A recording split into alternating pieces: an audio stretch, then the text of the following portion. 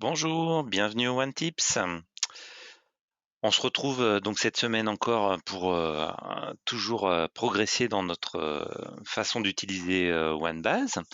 On va parler d'un élément dont on n'a pas encore trop parlé jusqu'à présent. Ça va être un peu l'iconographie avec les notions de pictogrammes, des notions de pictogrammes qui peuvent être à la fois des pictogrammes de marketing, nouveautés, premier prix, ou des pictogrammes liés à des normes ou liés à des fonctionnalités de produits. On verra un petit peu la différence pendant ce One Tips.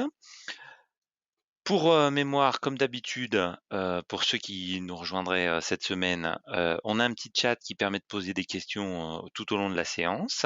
Je vais être un petit peu plus dans la présentation pendant les premières minutes, et puis en fin de séance, vous pourrez poser et interagir avec moi pour des questions. Et pour ceux qui souhaiteraient poser des questions plus spécifiques, eh ben, on entrera dans le sujet à la fin. Pour le confort de tous, je vous invite à couper votre micro, et puis on y va. Donc le but aujourd'hui, c'est de parler un petit peu de nos pictogrammes. Alors, allons voir déjà ce que sont les pictogrammes dans notre édition. Donc là, je suis sur des produits, et les notions de pictogrammes sont dans la notion de mise en page. Alors attention, on ne peut accéder à l'onglet mise en page que lorsque l'on est associé à une édition. Cette notion d'édition est importante parce que finalement, la notion de nouveauté peut être vraiment dépendante de la sélection. C'est-à-dire que finalement, notre produit peut être nouveau sur le web parce que ça fait un petit moment qu'il est présent dans notre plan de vente, et ne pas être nouveau sur la partie print ou sur une promotion. Donc la notion de pictogramme ou de gabarit, c'est vraiment quelque chose qui est lié à une notion de mise en page.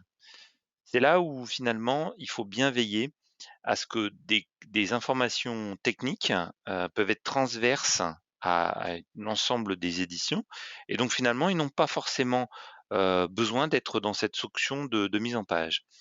Donc ça, c'est plus un conseil que vraiment un élément de fonctionnement à OneBase.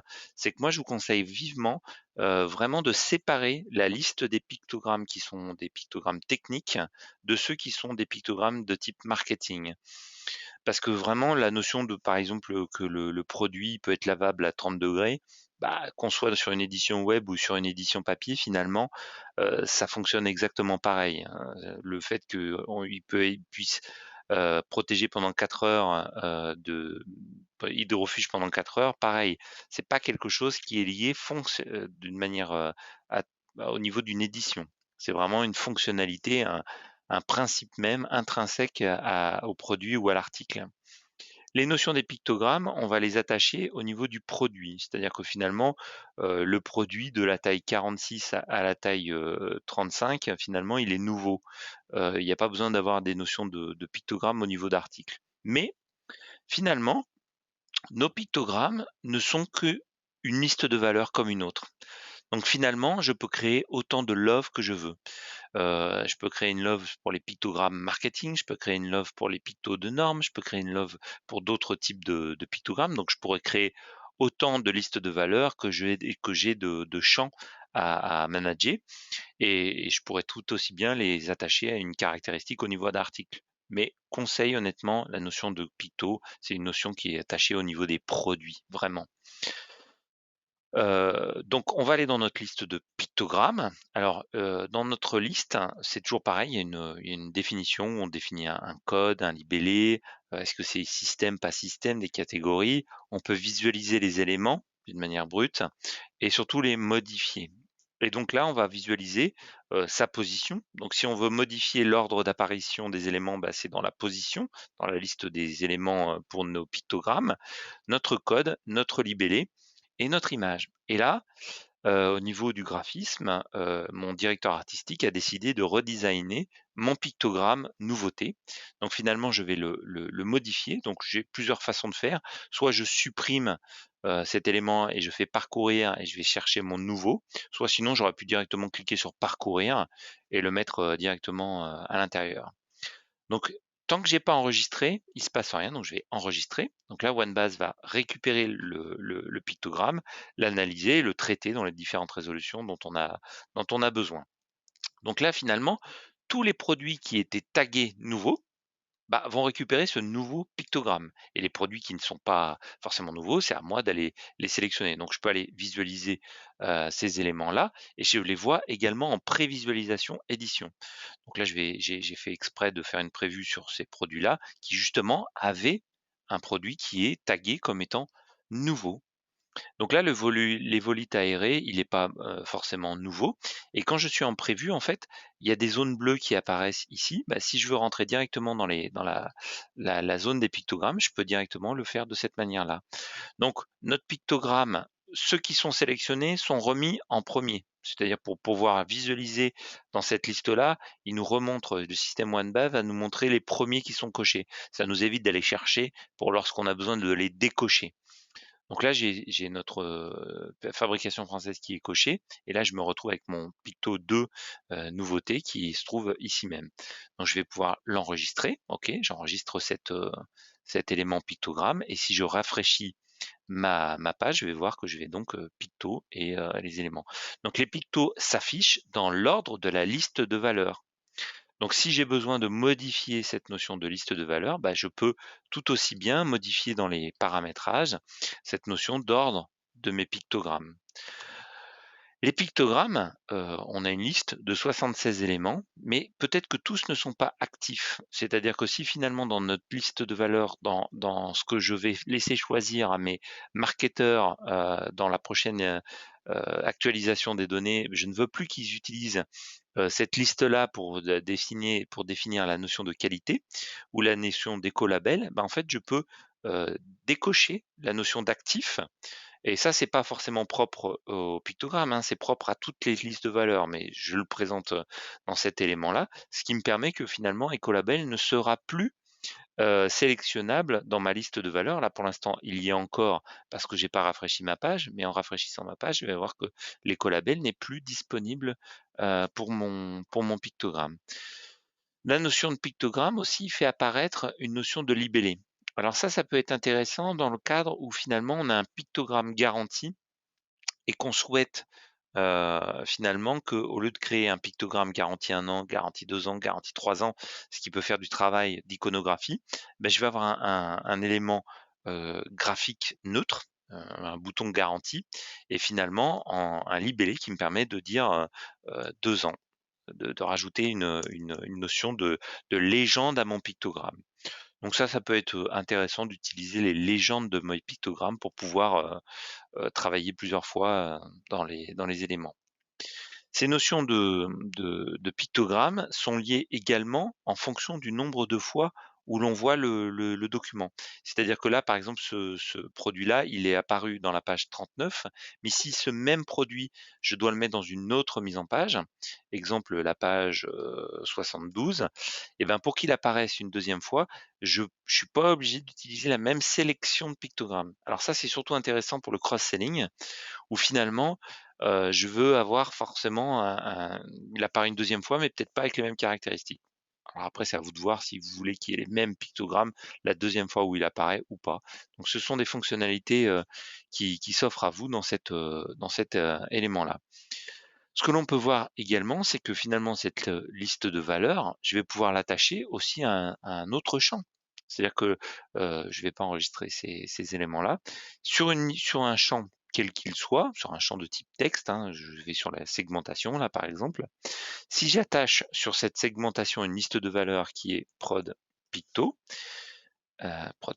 c'est celle-ci, je vais me retrouver dans ma visualisation de mes champs, avoir la possibilité de pouvoir définir la liste des pictogrammes. Alors, soit je fais une liste de pictos de type texte comme ça, ce qui fait que c'est une liste de valeurs simple, c'est-à-dire que je ne peux choisir que incontournable, je ne peux pas choisir incontournable et nouveau, mais peu importe. Soit je change la typologie de mon champ, et là pour changer la typologie de mon champ, il ne faut pas que je mette texte, mais plutôt une notion de multivaluer. Multivaluer, c'est-à-dire que ça va me permettre de pouvoir sélectionner plusieurs éléments dans ma liste de valeurs qui est attachée. Donc là, je vais retrouver ma visualisation de mes mêmes listes de valeurs. Ce qui fait que finalement, vu que je partage la même liste de valeurs, mon écolabel que j'ai masqué tout à l'heure, il est tout aussi peu disponible pour ma mise en page que pour mon champ marketing édition que j'ai sélectionné. Donc c'est là où on peut voir que finalement, je pourrais très bien réserver dans cette notion de mise en page uniquement les pictogrammes de type marketing, nouveau, premier prix, et laisser les pictogrammes de caractéristiques techniques directement dans cet élément-là. Alors comment je peux faire? Et finalement, dans mon paramétrage, dans ma liste de valeurs, dans cette liste de valeurs, dans la définition de ma liste de valeurs, je peux la dupliquer. C'est-à-dire que je peux définir que là, je vais dupliquer cet élément pour dire que c'est finalement, là, ça va être les prods picto de type info produit. Info produit, picto, info produit. Ce que ça veut dire, c'est que dans cette liste-là, maintenant, au moment de l'utilisation, tout ce qui est incontournable, nouveauté, les plus produits, les renvois, c'est des choses qui vont pas m'intéresser dans cette liste-là. Inversement, dans la partie prod picto, finalement, rien ne va m'intéresser autre que les pictogrammes qui sont liés vraiment à à une notion de nouveauté et de renvoi, parce que là, cette fois, je vais avoir deux listes et donc je vais pouvoir segmenter ces éléments. Donc ceux qui ont pris une voie à un moment donné de dire finalement, moi j'ai mis tous mes listes de pictos dans la même chose, ils peuvent faire de cette nature-là, c'est-à-dire vraiment dissocier les éléments. Alors attention, hein, quand je fais ça, c'est simplement que je prépare la possibilité de saisir. C'est-à-dire que ça ne va pas spontanément retirer les pictogrammes qui se trouvent dans les informations de mise en page pour aller les mettre dans les informations de produits. Là, je pourrais augmenter la taille en faisant un petit F1 quand même. Donc ça me permet pas de faire de cette manière-là. Mais par contre, ça me permet, lorsque je vais créer un nouveau produit ou demander à quelqu'un de paramétrer le nouveau produit, ça va me permettre la possibilité de pouvoir ne pas me tromper lors de la sélection des prochains éléments. Donc je vais aller jusqu'en bas pour aller jusqu'au bout de ma présentation. Voilà, j'ai terminé. J'enregistre. Quand on est dans une liste de valeurs, je ne sais pas si vous aviez déjà vu, mais tout en bas, on a la possibilité de trier notre liste de valeurs sur différents éléments, sur le code ou alors sur le libellé, croissant ou décroissant. Donc des fois, ça peut être très intéressant pour reclasser des couleurs. Par exemple, pour reclasser des couleurs, on crée des couleurs au fil du temps, puis finalement, quand on a créé le parme, eh ben, il va se retrouver après le vert, alors que finalement, on pourrait le reclasser directement ici. Fin de la parenthèse. Donc maintenant, j'ai bien mes deux listes de valeurs qui ont été créées. Alors attention, évidemment, dans notre produit, on n'a pas créé, on n'a pas associé dans les informations marketing notre liste, la bonne liste déroulante. Donc je vais les sélectionner pour dire que là, c'est plus prod picto produit, mais ça va être prod picto info non info produit. J'enregistre. Donc là, dans ma sélection marketing, je vais me retrouver avec mes pictos plus de type info produit. Et dans mise en page, je vais me retrouver uniquement avec mes pictogrammes de type marketing. Donc ça me permet de saucissonner. Et là, finalement, dans mon catalogue, je retrouve ce que je disais au départ, c'est-à-dire que dans la version catalogue print, je peux être nouveau. Et puis dans une promo, je ne suis pas obligé d'être nouveau. Donc moi, je vous invite vraiment à faire cette distinction de ces deux types de listes de valeurs. Pour que on puisse utiliser les pictos ici, en fait, ça se base sur une liste de valeurs de type système qui s'appelle prod_picto. Donc surtout, vous ne pouvez pas renommer le code de la love. D'accord? On peut modifier le libellé, mais on ne peut pas changer le code de la love. Si vous n'avez pas, alors ça j'ai oublié de le préciser, mais si vous n'avez pas accès à l'onglet paramétrage, ça, il faut que vous alliez voir votre administrateur pour que il puisse vous donner ces droits au fil du temps.